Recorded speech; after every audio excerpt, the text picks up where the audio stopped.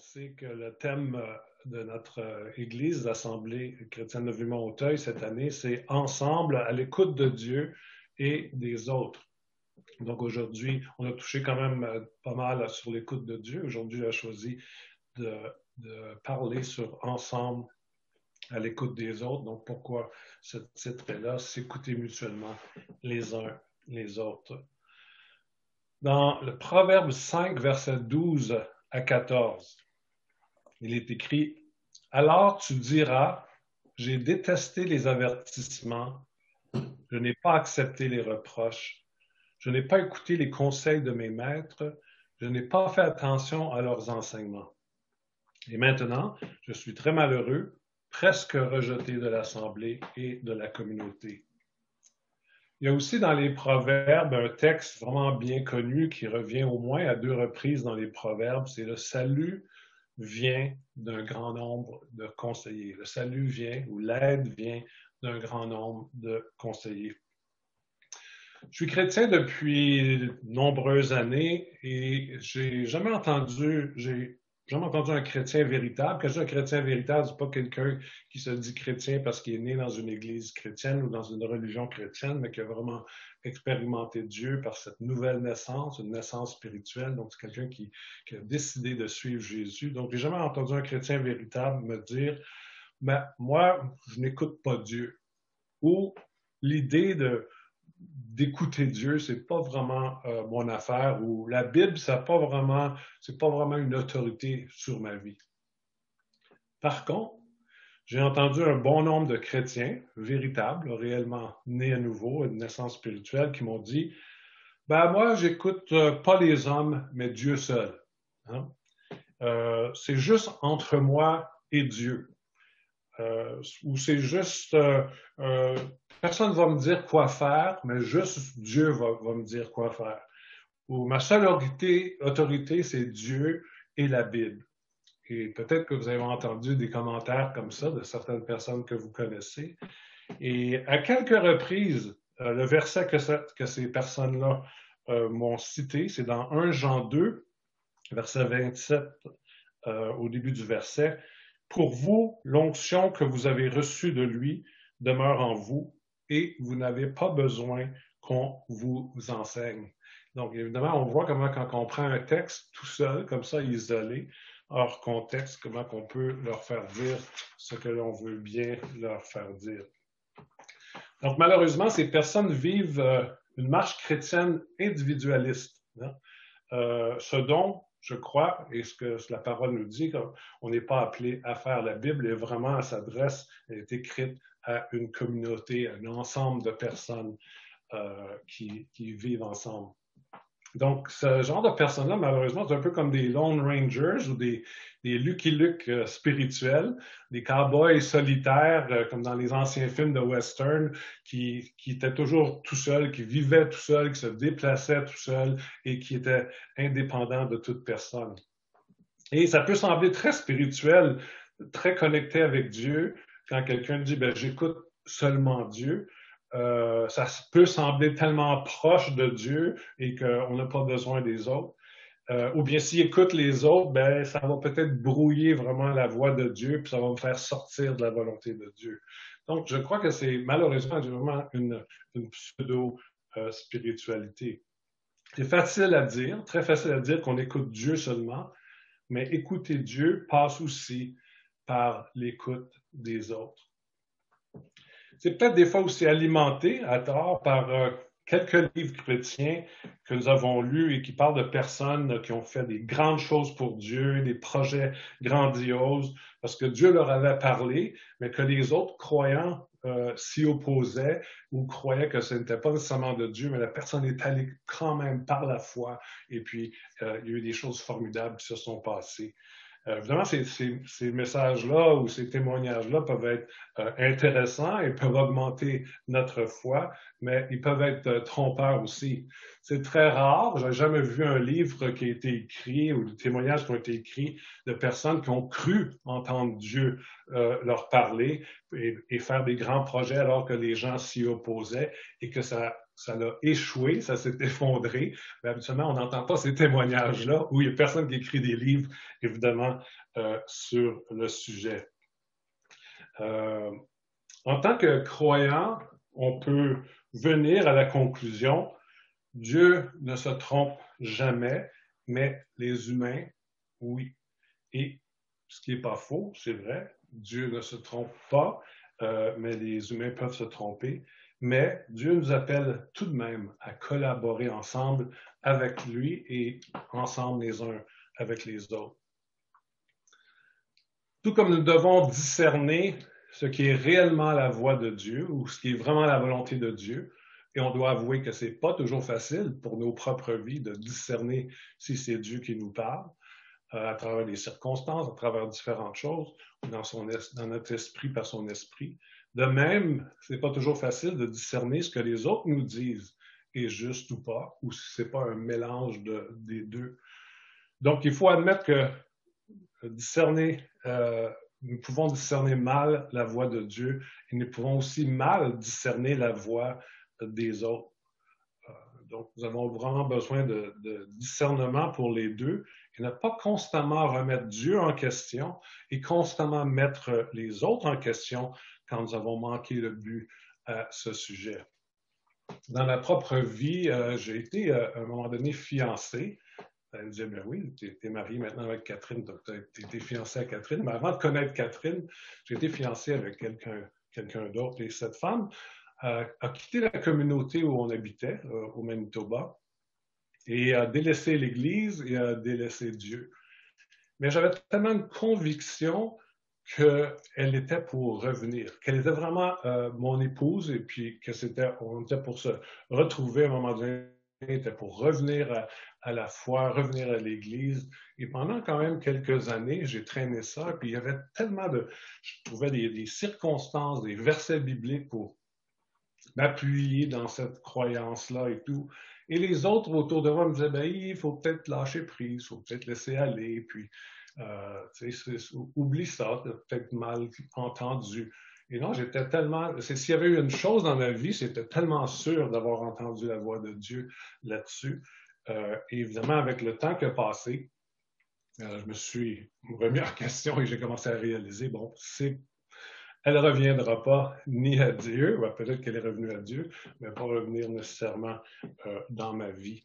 Et c'est certain que cet événement-là m'a ébranlé et dit, bon, comment que je fais pour entendre la voix de Dieu? Mais aussi m'a ébranlé parce que je n'ai pas su écouter les autres. Bon, ce n'était pas désastreux, c'est moi qui vivais les conséquences, personnellement, dans ma tête, dans ma vie, dans mon esprit. Mais quand même, je n'avais pas pris le temps vraiment d'écouter les autres autour de moi. C'est pour ça que Dieu nous appelle à être une équipe, il nous appelle à être une famille, un corps bien coordonné qui fonctionne avec Jésus-Christ, qui est la tête. Et cette tête-là, Jésus-Christ nous aide justement à entendre la voix de Dieu ensemble. Et ensemble, nous travaillons à l'entendre.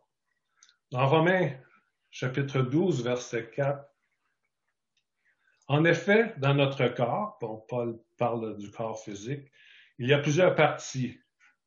Elles ne font pas toutes la même chose.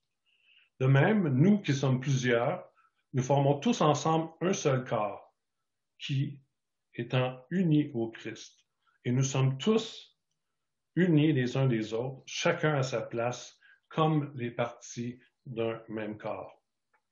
Et on ne prendra pas le temps de le lire, mais aussi on peut lire dans 1 Corinthiens 12, verset 12 à 27, c'est quand même un texte assez long, qui explique bien cette importance de marcher ensemble en tant que corps, en tant que communauté et non individuellement seulement. Donc Dieu se révèle et travaille avec nous en tant qu'individus, mais particulièrement aussi en tant que communauté. C'est vrai que Dieu a donné des dons différents à différentes personnes et qu'à certains, il a donné des rôles particuliers, peut-être plus décisionnels, différentes formes au niveau de leadership. Mais peu importe, nous sommes tous appelés à s'écouter mutuellement les uns les autres et avec humilité, en sachant qu'on peut tous se tromper. 1 Corinthiens 12, verset 21, l'œil ne peut pas dire à la main, je n'ai pas besoin de toi. Et la tête ne peut pas dire aux pieds, je n'ai pas besoin de vous. Donc, s'écouter les uns les autres nous permet d'être plus équilibrés et de nous garder sur le droit chemin, autant dans nos croyances que dans nos actions aussi.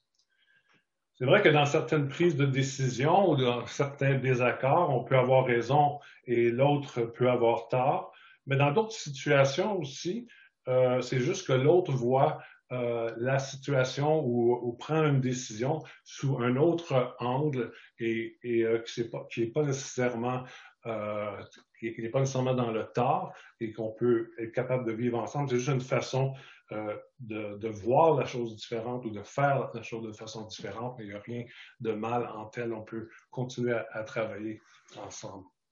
Écouter les autres, est-ce que ça veut dire que si on demande des conseils, un conseil à quelqu'un, qu'on doit absolument et automatiquement l'adopter? Non, pas nécessairement, mais je dois l'écouter. Je dois écouter l'autre sérieusement et prendre ce que l'autre dit en considération vraiment sérieuse. Mais si, par exemple, je veux m'acheter une voiture, et puis, bon, je rencontre 4 amis, puis je dis, j'aimerais m'acheter une voiture, je ne sais pas vraiment quelle marque de voiture je veux m'acheter. Je veux que ce soit une bonne voiture, qui ne coûte pas tellement cher d'essence, qui est robuste pour l'hiver et tout. Qu'est-ce que tu me conseillerais? Bon, les 4 amis vont peut-être me conseiller des voitures complètement différentes pour différentes raisons. Est-ce que ça veut dire si j'achète une autre voiture que celle qu'ils m'ont conseillée, que je ne les ai pas écoutées? Non, mais même ça, leur conseil m'a sûrement aidé à prendre ma décision, à prendre une meilleure décision, à voir le pour et le contre d'acheter une certaine voiture. Et ça m'a vraiment aidé à prendre une décision éclairée au lieu d'aller avec le vendeur de voitures qui avait un merveilleux plan pour ma vie et pour ma voiture. Et vous comprenez ce que je veux dire. Donc, quand il s'agit d'être mutuellement à l'écoute des uns des autres, ça demande de l'humilité, du tact dans notre communication et beaucoup de discernement et d'amour. Proverbe 12-15, la voix de l'insensé est droite à ses yeux, mais celui qui écoute les conseils est sage. Un autre proverbe, beaucoup de proverbes qui parlent de ce sujet, Proverbe 13-10, les orgueilleux provoquent des disputes, mais ceux qui acceptent les conseils possèdent la sagesse. Nous devons aussi être capables de reconnaître nos torts et nos mauvaises décisions aux autres en s'excusant. Mais ça, c'est évidemment quand c'est plus facile dans un climat où les autres ne nous remettront pas toujours en question parce qu'on a peut-être mal écouté ou on a mal agi d'une certaine façon. C'est pour ça qu'en tant qu'Église, il est important de développer une culture de respect et de pardon les uns envers les autres, sans remettre au nez à la personne ses erreurs du passé. Faut savoir aussi comment, à qui demander conseil et quelle sorte de conseil. Il y a des personnes plus matures, il y a des personnes qui vont juger moins, il y a des personnes qui sont plus équilibrées ou plus spécialisées dans un domaine en particulier. Donc, je reste encore avec l'exemple de voiture. Si j'ai un problème mécanique avec ma voiture et je veux avoir un peu du feedback, avoir quelqu'un qui va m'éclairer un peu ce que je dois faire, bien, mieux vaut demander à mon ami qui est mécanicien qu'à mon ami qui est prof de littérature. Mon ami qui est prof de littérature a peut-être beaucoup plus d'années d'éducation que mon ami qui est mécanicien, mais au niveau de la mécanique, je suis beaucoup mieux de demander des conseils à celui qui a plus de connaissances et d'expérience dans ce domaine. Donc, c'est la même chose dans la vie d'Église. Si vous vivez, par exemple, des difficultés émotionnelles ou des tourments intérieurs, ben, vaut mieux d'aller voir une personne qui a un don pastoral ou un don en relation d'aide plutôt qu'un évangéliste. Hein? L'évangéliste va peut-être vous dire, ton problème, je sais, c'est quoi? Tu évangélises pas assez. Si tu évangélises plus, tu vas aller mieux. Bon, je fais une blague, mais j'avais quelques amis qui étaient pas tellement loin de cette pensée aussi, mais je connais des très bons évangélistes qui sont d'excellents conseillers, ou s'ils ne le sont pas, ils peuvent facilement conseiller quelqu'un d'autre pour le faire. Quand on a été déçu de Dieu, parce que nous croyons l'avoir entendu sur une chose et que ça n'a pas marché, et qu'en plus ça s'est répété à d'autres reprises, on peut venir à perdre confiance en Dieu. Nous allons être hésitants à essayer encore. Ça va demander une foi et une confiance renouvelée. Et c'est la même chose à propos des autres. Si on a été déçu par une personne ou des personnes, ou mauvais discernement de certaines personnes, où on a considéré que c'était des mauvais discernements, on peut être hésitant après à faire confiance aux autres. Moi-même, encore une fois, ayant vécu dans cette même communauté chrétienne qui était au Manitoba, où les leaders ne consultaient personne et prenaient des décisions, même pour les détails personnels de nos vies, ben, c'est vrai que ça m'a mis par après une crainte de contrôle de la part des autres, même quand ce n'était pas le cas. Ma lumière rouge s'allumait constamment dès que je voyais quelque chose qui se passait. Essaye de me contrôler encore une fois. Donc, c'est certain qu'il y a une guérison, il y a un apprentissage qui doit être fait, une nouvelle foi, une nouvelle confiance qu'on doit réapprendre à propos des autres aussi. Réapprendre à faire confiance aux autres et avoir une nouvelle foi en eux. Parfois, nous pouvons avoir de la difficulté de voir les bonnes choses dans les gens après qu'ils nous ont déçus par leur comportement ou leurs décisions ou leurs commentaires qu'ils ont pu nous faire. Donc, nous devons souvent, je crois, dépoussiérer la saleté que l'on perçoit, c'est nous qui perçoit envers un autre, pour pouvoir découvrir les belles choses et l'aide qu'elle peut encore nous apporter, cette personne-là. Parce qu'il y a du bon dans chaque personne aussi. Donc, Dieu fait confiance aux autres plus que nous faisons confiance aux autres. Et on doit apprendre à les voir avec les yeux de Dieu. Et je sais que ce n'est pas toujours facile. C'est plus facile à dire qu'à faire. D'ailleurs, très souvent, Dieu croit davantage en nous que nous envers nous-mêmes. Je dirais même que Dieu a foi en nous plus que nous avons foi en lui. Je répète, Dieu a foi en nous plus que nous avons foi en lui. Et Dieu ne voit pas juste ce que nous avons à améliorer, mais il voit aussi beaucoup et surtout même nos progrès, même les plus petits. C'est comme un enfant qui apprend à marcher. On est tout content parce qu'on le voit qu'il marche, même en étant maladroit. On ne lui dit pas, ben voyons donc, il faut que tu apprennes à courir là, bientôt. Pourquoi tu agis comme ça? Avance. Là. Non, et Dieu, il se réjouit de nos efforts, il se réjouit de nos progrès. Et il ne regarde pas juste ce qui est à s'améliorer en nous. Et malheureusement, nous avons la mauvaise habitude, pas tout le monde, mais beaucoup d'entre nous, de sentir qu'on n'en fait jamais assez pour Dieu. On n'en fait jamais assez pour Dieu. Même après un succès, au lieu de s'en réjouir, on regarde à ce que nous devons faire de plus et on n'en fait jamais, jamais, jamais assez. Et c'est épuisant de constamment marcher avec Dieu ainsi. Quand nous parlons de s'écouter mutuellement les uns les autres et de travailler en équipe, il y a une citation d'un auteur que je ne connais pas, mais je l'ai vu sur Facebook aussi à quelques reprises. Donc, ne me citez pas pour cette citation-là, c'est pas moi qui l'a inventée, mais ça va comme ceci. Seul, on va plus vite, mais ensemble, on va plus loin. Seul, on va plus vite, mais ensemble, on va plus loin. Et puis on peut dire, wow, c'est tellement beau, c'est tellement vrai, cette citation. Mais dans la réalité et la mise en pratique, encore une fois, pardon, c'est très difficile à mettre en pratique. Surtout pour les personnes d'action et à projet, j'en suis une de ces personnes-là, qui ne veulent pas perdent trop de temps dans des comités et foncer plus rapidement possible pour pouvoir vraiment mettre les mains à la pâte. Et pour eux, c'est seul, on va plus vite et seul, on va plus loin aussi parce qu'il n'y a personne qui va nous bloquer avec toutes sortes d'idées qui vont essayer de rajouter et compliquer la chose. Mais les versets bibliques suivants nous amènent à une certaine sagesse, si évidemment elle est bien appliquée et au rythme du Saint-Esprit. Je dis au rythme du Saint-Esprit parce que aller trop vite, c'est pas bien, mais aller trop lentement non plus, ou ne pas aboutir à quoi que ce soit, ça peut être épuisant à la longue aussi. Proverbe 15-22, version parole de vie. Proverbe 15-22.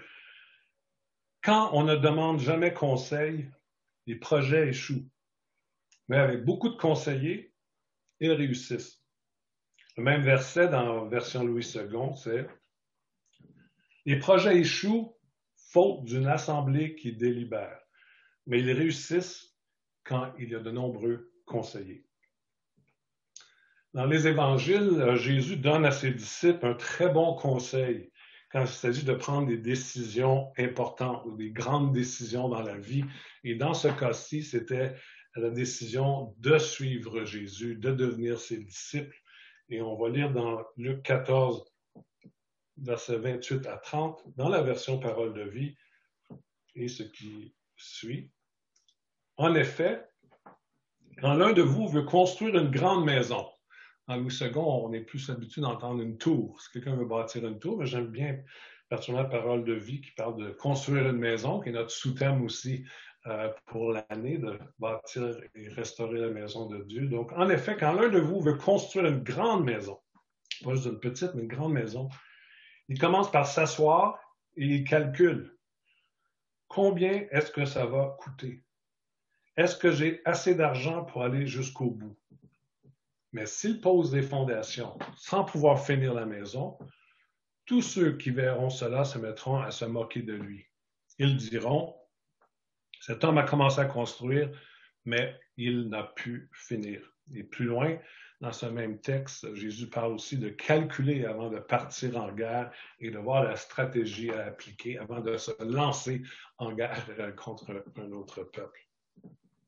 Donc, quand nous travaillons ensemble en équipe, que ce soit au travail, dans notre travail séculier, que ce soit dans un ministère ou en équipe dans une église, il y a tellement une grande diversité de caractères, de personnalités que nous devons apprendre à s'écouter et bien œuvrer ensemble. C'est vraiment un apprentissage et c'est un apprentissage de toute une vie.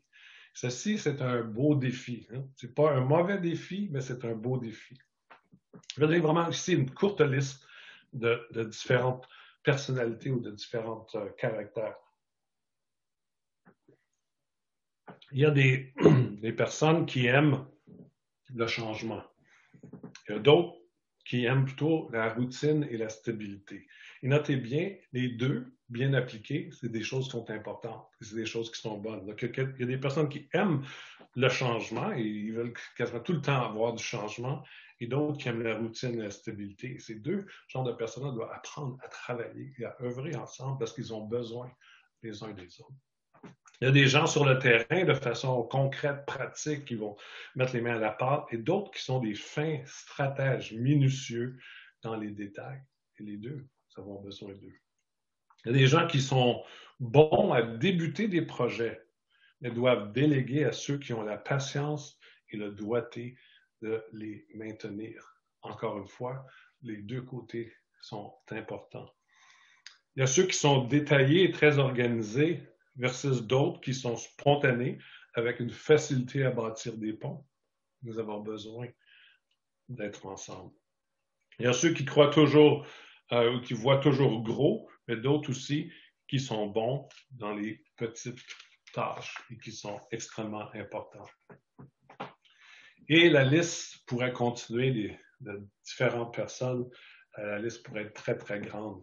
Mais nous ne devons pas voir ceci seulement comme des différences, mais aussi et surtout, je dirais, des distinctions. Chacun, nous avons des distinctions et qui sont importantes les uns pour les autres. Des qualités qui nous distinguent les autres et qui, si on apprend à bien gérer, en s'écoutant bien, ça peut avoir des résultats formidables. Pardon. Mais ça demande beaucoup de réalisme, beaucoup de grâce, beaucoup de patience et surtout beaucoup d'écoute véritable. Et quand je dis d'écoute véritable, c'est pas juste ah, oui, oui, je t'ai entendu. Mais d'écouter, dire est-ce qu'il y a quelque chose que je peux apprendre de ce que cette personne me dit? Est-ce qu'il y a quelque chose que je peux changer ou je peux pas changer, que je peux prendre en considération dans nos décisions? Donc, ça demande, je répète, beaucoup de réalisme, beaucoup de grâce, beaucoup de patience et surtout beaucoup d'écoute véritable. Donc, c'est là que les oreilles et la bouche doivent travailler ensemble. Les oreilles en écoutant sérieusement les autres et la bouche en les encourageant aussi verbalement dans leurs accomplissements et leurs dons particuliers qui les distinguent. Il y a des gens qui, par leur personnalité ou par leur rôle, sont peut-être plus visibles que les autres. Mais c'est souvent la majorité, la masse de ceux et celles qui sont plus discrets et effacés qui font avancer les choses et qui les amènent à leur terme. C'est intéressant d'étudier les lettres de Paul, mais moi, je suis fasciné d'étudier les débuts de lettres de Paul et d'étudier les fins des lettres de Paul. Les salutations qu'il fait au début, comment il parle aux églises, comment il les voit, comment il les perçoit, et aussi à la fin, les salutations. Et Paul, c'est certain, prend une place prédominante dans le Nouveau Testament et il avait un leadership très, très fort, très grand, mais il était préoccupé par ceux qui étaient plus discrets et travaillaient avec lui peut-être un peu plus dans le secret. Connaissez-vous Lucius, Jason, Sosipater et Terlius? Vous avez sûrement entendu parler de Gaïs, Éraste, Épaphras, Nympha et Démas. Ils sont pourtant tous cités dans les lettres de Paul, mais c'est surtout dans les salutations à la fin. On fait juste mentionner leur nom. Je pourrais dire des croyants discrets, effacés, persévérants, travaillant tous ensemble pour faire avancer le royaume de Dieu sur la terre. Et ceci sans compter tous les autres qui ne sont pas nommés dans la Bible, qui ont travaillé avec Paul, qui ont travaillé avec les autres disciples, mais qui, comme vous et moi, leur nom, donc le nom est écrit dans le grand livre de la vie. Conclusion, s'écouter mutuellement les uns les autres est un sujet évidemment qui est très vaste, très varié, et cette présentation n'était vraiment qu'un survol, j'ai vraiment effleuré le sujet, mais je sais aussi qu'en donnant des exemples de situations dans des relations, il peut y avoir des nuances selon les circonstances et la sorte de personnes que nous avons affaire. Et ça, c'est toujours important. C'est pas universel de dire voici, c'est cette façon de faire à chaque fois. De chaque situation, on a toujours besoin de beaucoup de sagesse et de discernement. Mais ce que nous devons retenir ici, c'est que Dieu veut vraiment nous apprendre à mieux fonctionner ensemble en étant réellement à l'écoute des autres. En étant à l'écoute des autres, nous devenons ainsi, je crois, à l'écoute de Dieu, car il parle souvent par l'entremise des autres et par les circonstances aussi de la vie. Donc, travailler ensemble à l'avancement du royaume de Dieu demande beaucoup de patience, de tact et de sensibilité. Écouter la voix de Dieu tout seul est un défi. Hein, on sait chacun, ce n'est pas toujours facile. Mais écouter Dieu ensemble en est un plus grand. Je crois que c'est un défi qui est excitant et qui vaut la peine d'être vécu. Prions ensemble. Seigneur, je veux te remercier pour la diversité dans ton corps. Ta diversité, Seigneur, dans chaque équipe, et que ce n'est pas des coïncidences quand tu mets des gens ensemble, c'est parce que tu connais les distinctions de l'un et de l'autre.